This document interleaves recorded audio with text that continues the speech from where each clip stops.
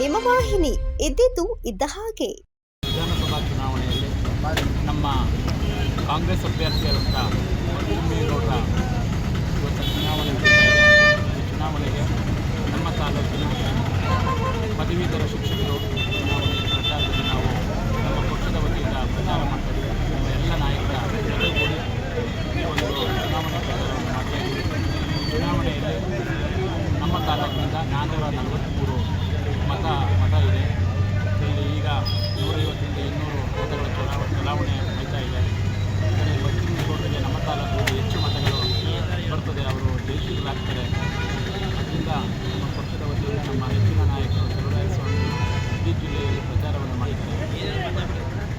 ತಿಮ್ಮೇಗೌಡರಿಗೆ ಈ ಒಂದು ಚುನಾವಣೆ 5ನೇ ಬಾರಿಗೆ ಅವರು